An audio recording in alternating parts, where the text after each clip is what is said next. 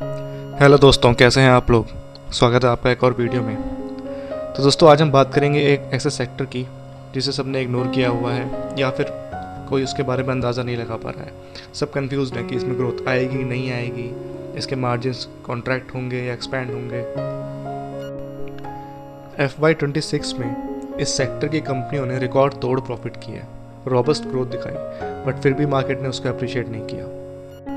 क्यों लोग इस सेक्टर की ग्रोथ को लेकर कंफ्यूज्ड हैं और कब लौटेगी इनमें रौनक, आइए जानने की कोशिश करते हैं। तो आज हम बात करेंगे ज्वेलरी सेक्टर की। आगे बढ़ने से पहले बता दो दोस्तों कि इस वीडियो में हम सिर्फ उन्हीं कंपनियों की बात करेंगे जिनका हमें क्लियर डेटा मिला है उनकी कॉन्फ्रेंस कॉल से, और इस वीडियो में की गई बातें एक्चुअल डेटा और हमारी पर्सनल थ्योरी पर आधारित हैं। इसमें कोई भी बाय या सेल रिकमेंडेशन नहीं है, और इस वीडियो में डिस्कस किए गए स्टॉक मेरी पर्सनल पोर्टफोलियो में हो सकते हैं, और कोई भी स्टॉक खरीदने या बेचने से पहले अपने फाइनेंशियल एडवाइज़र की सलाह ज़रूर लें। तो अब वीडियो को आगे बढ़ाते हैं दोस्तों, और ये देखिए Senco gold. Revenue from operations 33% की ग्रोथ, एबिटा 164% की ग्रोथ, प्रॉफिट आफ्टर टैक्स 261% की ग्रोथ, पैट मार्जिन 2.5 से 6.8%। PN Gadgil total income 40% up, gross profit 83% up, EBITDA 89% up, profit after tax 87% up, और पैट मार्जिन 2.8 से 3.8। Sky gold revenue from operation 77% up, gross profit 112% up, EBITDA 121% up, profit for the period 112% up, and PAT margin 3.7% से 4.5%। Shringar house of Mangalsutra revenue 57% up, gross profit 84% up, EBITDA 72% up, profit after tax 89% up, PAT margin 4.3% से 5.1%। और अब इस robust performance के against में देखिए इनके revenue और मार्केट कैप की ratio. Senco gold FY26 annual revenue 8,430 crore, market cap 5,760 crore. PN Gadgil annual sales FY26 10,739 crore, market cap 7,567 crore. Shringar house of Mangalsutra FY26 annual sales 2,246 crore और मार्केट कैप 2,2079 करोड़। तो इतनी स्ट्रॉन्ग परफॉर्मेंस और इनकी मार्केट कैप में इतना डिस्काउंट है, तो मार्केट को शायद ये लगता है कि इनकी ये ग्रोथ सस्टेनेबल नहीं है। तो आइए जानने की कोशिश करते हैं कि इसके पीछे क्या रीज़न हो सकता है, और लोग और एनालिस्ट इन सेक्टर कंपनियों की ग्रोथ को लेकर डाउटफुल क्यों हैं। देखिए, लास्ट ईयर एक साल में गोल्ड के प्राइसेस में अराउंड 70 to 80% का जंप आया था। तो सबको लगा कि गोल्ड प्राइसेस इतने ज़्यादा बड़े हैं, लगातार बढ़ते जा रहे हैं, तो शायद लोग ज्वेलरी नहीं खरीदेंगे या कम खरीदेंगे। तो लोग इन कंपनीज की सेल्स को लेके डाउटफुल थे। बट जैसे जैसे टाइम निकला तब पता चला कि गोल्ड का प्राइस इतना ज़्यादा बढ़ने से इन कंपनियों की वैल्यू ग्रोथ बहुत ज़्यादा हो रही है, वॉल्यूम ग्रोथ कम है। वॉल्यूम ग्रोथ मतलब कि इन कंपनियों ने कितना केजी सोना बेचा, और वैल्यू ग्रोथ मतलब कि वो जो सोना बेचा उसकी मनी टर्म्स में कितनी वैल्यू थी। तो वॉल्यूम टर्म्स में इन कंपनियों की सेल्स कम हुई। सपोज़ अगर किसी कंपनी ने एक साल में 100 केजी का सोना बेचा, तो नेक्स्ट ईयर उसने 90 केजी का सोना बेचा।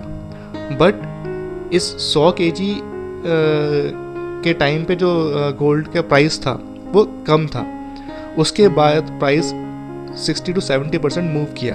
तो वो जो उस 90 kg ऑफ गोल्ड का उसके 90 kg ऑफ गोल्ड है, उसकी जो प्राइस वैल्यू है वो काफ़ी ज़्यादा थी इस 100 पिछले साल के 100 kg की सेल्स से। तो इस तरीके से इन कंपनियों को वैल्यू टर्म्स में बहुत ज़्यादा फ़ायदा हुआ। और इन कंपनीज़ के जो मार्जिन होते हैं वो डिपेंड करते हैं गोल्ड प्राइसेस पे। बिकॉज आप जब सोना खरीदने जाते हैं, ज्वेलरी खरीदने जाते हैं, तो वो जो आपके मेकिंग चार्जेस होते हैं वो एक परसेंटेज होता है प्राइस का, वो फिक्स प्राइस नहीं होते। तो जैसे जैसे गोल्ड का प्राइस बढ़ता है तो वो जो मार्जिन है, उस मार्जिन की जो वैल्यू है वो भी बढ़ती है। सपोज़ अगर आपने जब सोना 50,000 रुपये तोला था, आपने अगर 1 तोले का कुछ लिया और मान लो 10% उसका मेकिंग चार्जेस है, तो आपका मेकिंग चार्जेस लगा 5,000। और जब सोने का प्राइस 1 लाख हो गया तो वो जो मेकिंग चार्जेस है, वो मेकिंग चार्जेस रहा 10% ही, लेकिन वो जो 10% है वो 1 लाख का 10% 10,000 हो गया। तो इस तरीके से इनका प्रॉफिट मार्जिन एक्सपेंड किया और अल्टीमेटली इनका प्रॉफिट ग्रोथ किया। तो इस तरीके से गोल्ड प्राइसेस के ऊपर जाने से इन कंपनियों को अल्टीमेटली काफ़ी फ़ायदा हुआ। तो लोग सोचते थे, एनालिस्ट सोचते थे कि गोल्ड के प्राइस की इस तरीके से मूवमेंट से इनको फ़ायदा, इनको कंपनियों को लॉस होगा, बट एक्चुअली में इनको उससे फ़ायदा हुआ। क्योंकि ये जो कंपनी है दोस्तों, ये कंपनी अपना जो गोल्ड है उसको 100% हेज नहीं करती। अभी हम आगे इस बारे में बात करेंगे। सिर्फ एक कंपनी है जो उसमें स्टैंड आउट करती है और वो 99% अपना गोल्ड हेज करती है। और तो इस वजह से गोल्ड प्राइसेस के ऊपर या नीचे जाने से उस कंपनी के प्रॉफिट मार्जिन पे उतना फ़र्क नहीं पड़ता। But most of the other companies they do not hedge completely. ये लोग 60 to 70% हेज करते हैं। हम आपको वही बता देते हैं कि कौन सी कंपनी जो हम डिस्कस कर रहे हैं वो कितना हेज करती है। सेनको गोल्ड, तो जब इसकी Q4 कॉन्फ्रेंस कॉल हुई थी उस टाइम पे ये लोग 50 to 60% हेज्ड थे गोल्ड पे, और इनका मानना है कि ये जो हेजिंग है ये 50 to 60% के रेंज में ही रहेगी, बट ये अप टू 80% जा सकती है। जैसे जैसे इनको रिक्वायरमेंट, सपोज अगर गोल्ड प्राइस नीचे आता है तो वे थोड़ा और हेज करेंगे, और अप टू 80% तक they can hedge. PN Gadgil, Q4 में इनकी हेजिंग 67% थी, और ये लोग ट्राई कर रहे हैं इसको 70 से 75%, इवन 80% तक ले जाने की, ताकि जो गोल्ड प्राइस की वेरिएशन है उसका इनके मार्जिन पे मिनिमम इफेक्ट पड़े। श्रीनगर हाउस ऑफ मंगलसूत्र, इनकी हेजिंग रेशियो अप्रॉक्सीमेटली 60% है, 60%। और इस हेजिंग पॉलिसी में एक कंपनी जो स्टैंड आउट करती है उसका नाम है स्काई गोल्ड। स्काई गोल्ड अपना 99% गोल्ड हेज करती है दोस्तों। इसीलिए गोल्ड प्राइसेस के ऊपर या नीचे आने से इनके प्रॉफिट मार्जिन पे फ़र्क नहीं पड़ता।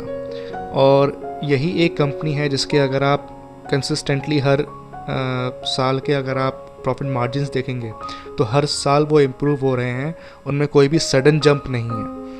इसके लिए हम एक अलग वीडियो बनाएंगे दोस्तों। जो गोल्ड की ज्वेलरी कंपनीज़ हैं, इनमें मोस्टली कंपनीज़ में लास्ट ईयर इनके प्रॉफिट मार्जिन्स में बहुत एक्सट्रीमली हाई जंप आया है।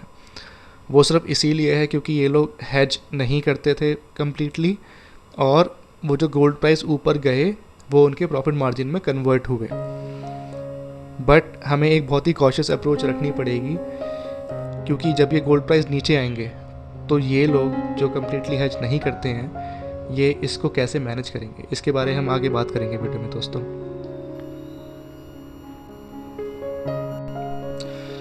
और कुछ ऐसी कंपनीज भी हैं दोस्तों जो कि जिनका लास्ट ईयर IPO आया, उन्होंने टीवी चैनल्स पे आए, उन्होंने बोला कि हम लोग कम्प्लीटली 100% हेज करते हैं तो गोल्ड प्राइस वेरिएशन से हमें फ़र्क नहीं पड़ता। और अल्टीमेटली जब उनके रिजल्ट्स आए और उनकी जो कॉन्फ्रेंस कॉल्स हुई तो उसमें पता लगा कि ये लोग कम्प्लीटली हेज नहीं कर रहे हैं, they are hedging around 60 to 70%। और जो लास्ट Q4 की कॉन्फ्रेंस कॉल गई है, उस कंपनी ने कोई क्लियर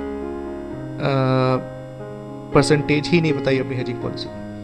तो ऐसी कंपनियों के बारे में एनालाइज करना, उनके फ्यूचर ग्रोथ को प्रेडिक्ट करना थोड़ा मुश्किल हो जाता है, इसीलिए लोगों का भरोसा थोड़ा ऐसी कंपनीज पे कम आता है, जिसके बारे में हम प्रेडिक्ट नहीं कर सकते कि वो आगे कैसा परफॉर्म कर सकती हैं। तो अभी तक हमको ये समझ में आया कि लोगों ने सोचा था कि गोल्ड प्राइस इतने बढ़ने से इनकी ग्रोथ कम हो जाएगी, बट एक्चुअली में इनकी ग्रोथ और रोबस्ट हुई।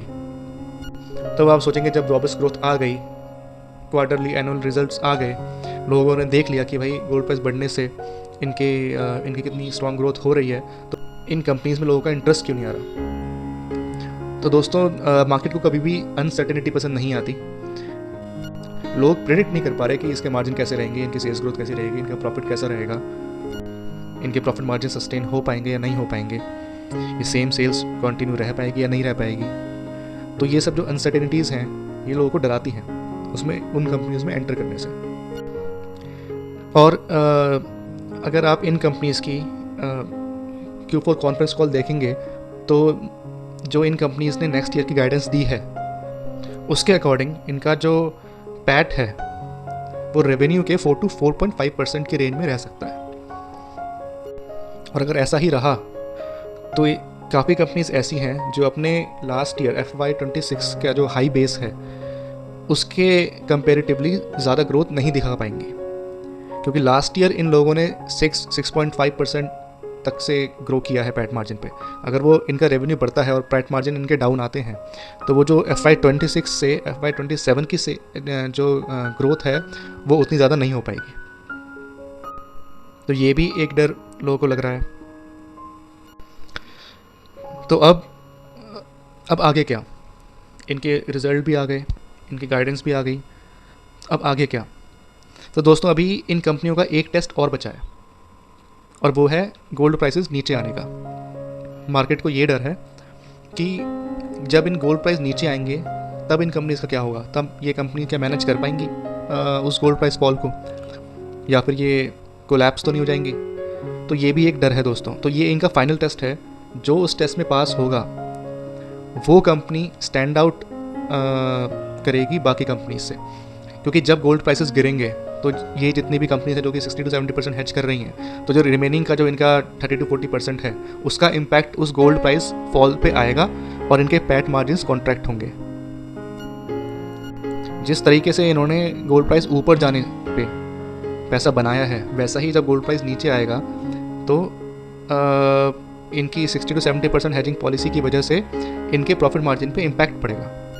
अब वो इम्पैक्ट कितना होगा, कौन सी कंपनी उस इम्पैक्ट को ऑफसेट कर पाएंगी, कौन सी कंपनी उस इम्पैक्ट को मैनेज कर पाएंगी, कौन कितनी जल्दी अपनी हेजिंग पॉलिसी में चेंजेस ला पाएगा।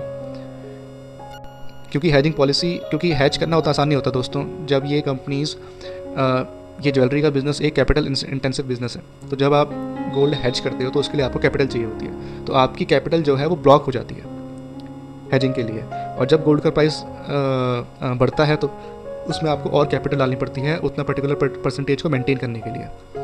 तो अगर आप तो 60-70% हेज कर रहे हो, अगर आप कल को 100% हेज करने के लिए जाते हो तो आपको ज़्यादा कैपिटल भी चाहिए होगी। तो इसीलिए ये लोग मैनेज करके रखते हैं, एक टीम होती है इनके पास जो कि सब कुछ मैनेज करती है, रिस्क असेसमेंट करती है, उसके अकॉर्डिंगली ये लोग हेज करते हैं। बट कुछ कंपनीज स्टैंड आउट करती हैं जैसे कि स्काई गोल्ड, जिनकी सिंपल स्ट्रेट पॉलिसी है कि हेज कम्प्लीटली, हमें अनप्रेडिक्टेबिलिटी चाहिए ही नहीं।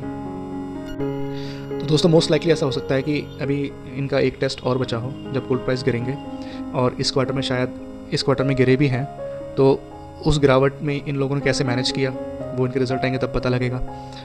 और उस जो वो गोल्ड प्राइस नीचे आने का जो टाइम होगा उस क्वार्टर में कौन कौन सी ऐसी कंपनीज़ हैं जिन पे उसका मिनिमम इम्पैक्ट आया है प्रॉफिट मार्जिन पे, और जो कंपनीज़ उसको ऑफसेट कर पाई हैं, उसको मैनेज कर पाई हैं, जो जितने अच्छे से मैनेज कर पाएगा वो उतना स्टैंड आउट करेगा और उस कंपनी को उतना ही फ़ायदा होगा, लोगों की नज़र उस पर जाएगी और समझ में आएगा किस कंपनी की मैनेजमेंट कितनी कैपेबल है।